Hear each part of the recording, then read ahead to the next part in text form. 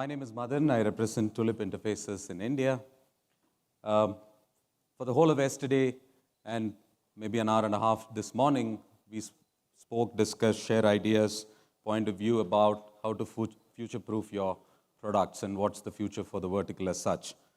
For the next 15 odd minutes before you break for a beverage recharge, I'll speak about manufacturing. We'll switch gears towards manufacturing. We'll also address a little bit of why is it important to the engineering and research and engineering audience here to establish the right tech stack in manufacturing. All right. So this is the challenges of all manufacturers who are trying to address today. This is the era of triple squeeze in manufacturing, where in addition to inflation and supply chain disruptions, most organizations are facing challenges with winning the war on talent. And most of the organizations are focused, and one of the top of the chart challenges are addressing their workforce talent requirements. So we'll address this topic in three phases. We'll quickly reflect on state of manufacturing, a quick minute, and then talk about how tech stack will enable you to empower frontline workforce and also retain employees who are Gen Z that's coming into your shop floor operations. What could be some of the immediate actions? The state of manufacturing is in the era of triple squeeze. Triple squeeze is three major factors impacting manufacturing. The primary two ones are well known. The third one being winning the war on talent, empowering operators, so making sure we find the right workforce to perform our tasks more efficiently. We also want to address how a technology will address that challenge to retain your workforce. So what does digital transformation do? We've addressed digital thread as a end-to-end digitalization of your engineering, manufacturing, and service. If you look at some of the actors in your shop floors, the plant process engineers stay in their jobs if they are motivated about solving day-to-day problems in the shop floor, assisted by technology. They don't need to look for jobs. There's no frustration as to finding other alternatives to keep them engaged in their day-to-day operations. They also need to be empowered. They feel enabled to be able to solve problems.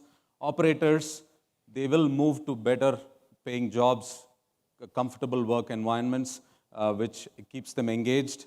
And also, there are a lot of digital native workers coming into your shop floor operations. When they leave your factory premises, they are fairly engaged with digital gadgets, information on their fingertips, and so on.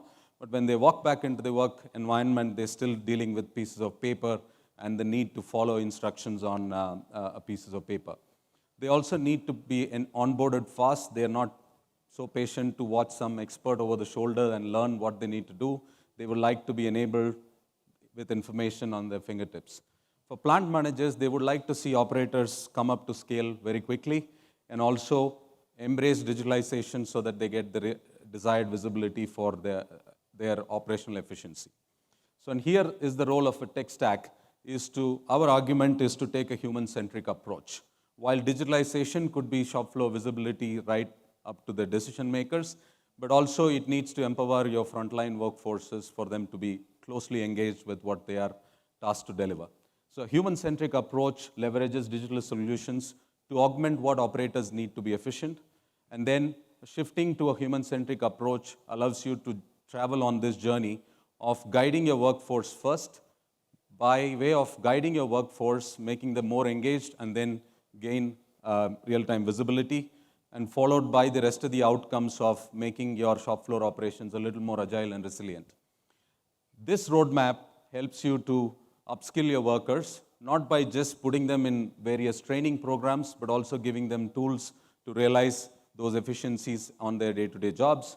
But at the same time, work more comfortably. They don't really go leave your premises frustrated end of every day because they have all of that, they're working in a very agile environment. They're able to have the problem solved pretty quickly and so on. So let's take an example of an industrial manufacturer. That's a logo that you realize Stanley Black & Decker, fairly recognized. Let's look at from the eyes of three different actors in the shop floor. One is shop floor manager, where his intent was to keep the workers completely engaged with the digitalization process. So there is a lot of buy-in, there is a bit of stickiness in whatever they're trying to do. So the operators were at the center of their journey. So they've reached up to about 60 plant deployments in digitalization, and people were part of their important aspect. It is not what the leadership wants to see and what's going on in the shop floor. It is what the operators need to see to be able to be agile and efficient. The second is the equipment operator or frontline worker. So he's able to see problems resolved in a very quick sprint fashion by a change maker within their department, that they're not dependent on IT, that requirements are thrown over the wall and then there's no visibility of what's coming next and when it will come. So an operator sees an active involvement and taking his inputs and what he's asked has been delivered by a change maker or a digital champion that's within that particular department. So changes become so fast, their ideas are taken into fruition, then they see that value. And here is a young Gen Z custodian of processes within the manufacturing department. He or she is able to build these applications which solve the last mile problems without having to consolidate all of them and boil the ocean in terms of building a very comprehensive system. Applications that address the needs of the operators for them to be efficient is built in very quick succession. If there is a problem today, the issue is solved next week with an app that is addressing, and you're eliminating pieces of paper on the workstations. So that's how all the three people who are a core in your manufacturing operations are seeing value, and they're able to work very easily and collaborate themselves in terms of being part of the change. What could be some of these very simple actions? Obviously, we've been flying, we flew here. 20 years back, if you had to book a ticket, there was only an agency which could give you an airline ticket. But today, behind that agency, there was a network server, there was a client system where they booked the reservation and gave you a manual ticket. Today, the same infrastructure exists on the cloud. We just get our tickets in a fraction of a second because nothing has changed, but cloud has come and changed that efficiency of those, agent-based operations, right? So that's how a cloud-based next-gen manufacturing system is likely to simplify the process of manufacturing by building applications which are very human-centric and worker-centric, and to ensure that there are not going to be any dark factories which is fully automated in the near time and the future, at least not in our lifetime, we can confidently say. So humans are going to be right at the middle of your operations, and hence they will drive changes into your frontline workers. So build applications that make their life easier. They leave their work environments happy. They come back more engaged with more ideas that will continue to improve your processes. Then it needs to be continuous. That means that the all or nothing approach, we will do end-to-end digitalization, if not we'll do nothing, is like expecting Bangalore roads to be traffic-free, right? Getting there on time and Google being accurate in its time predictions. So the best idea is to continuously improve, address smaller problems very, very quickly, capture the low-hanging fruits, fix them immediately, and then follow a sprint approach to be able to expand the number of use cases that you address, all right? So in summary, technology needs to empower frontline operators. The reason why it will also simplify engineering audience like you is that the amount of time that you put in efforts to build all of your products digitally, you spend a large fraction of your time in your R&D offices to create information in 2D so that the manufacturing guys can understand and produce what you intended to. So that means a large portion of your R&D, new product life cycle, is also devoted towards creating documentation that's needed for your product realization. And hence, you can cut down your efforts so that the information travels digitally with whatever is maturity that may be within the organization, and then you could take multiple short incremental approaches towards manufacturing digitalization and build resiliency within your operations. And also it's true, let me go back. And also it's true that our factories will continue to have legacy systems. There will be challenges, there will be limitations. It's not right to expect that we'll need all modern equipment and sensors everywhere to be able to digitalize. So we could take frugal approaches to achieving that outcome as well. So before we close, I'd like to leave you with a video of what we do at Tulip and how we do it. Managing, coordinating, and ensuring your products get off the shop floor is complex. One misstep can stop a production line, lower quality, and hurt the bottom line.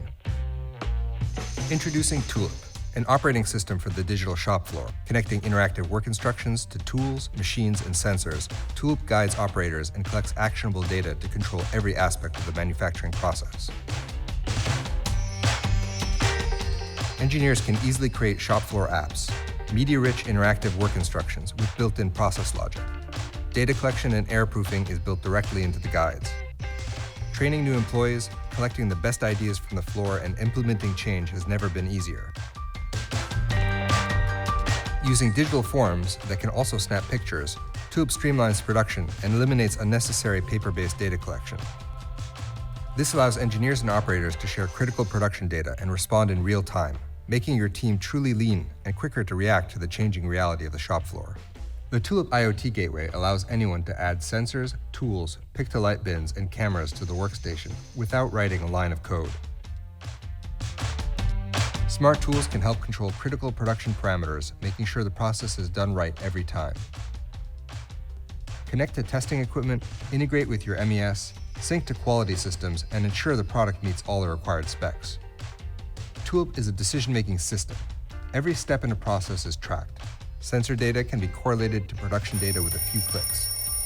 Powered by a web-based analytics engine, it's now possible to share the state of the floor in real time with the entire team. Data connectors make it easy to integrate with your ERP, providing data when and where you need it. No IT required. Your entire process is tracked at every station, at every step in real time. Objective KPIs are visible to all, making continuous improvement by your team a measurable reality. Take the first step to transform your operations. Check out a demo, and let's meet on the shop floor. All right, I'll leave you with the thought that digitalization in manufacturing and empowering your frontline workforce is a journey. Let's do it together with humans at the center and then build resilience in your manufacturing operations. So do come by the exhibit area to have a brief look at a demo we have to showcase of the platform. Thank you so much and have a good day.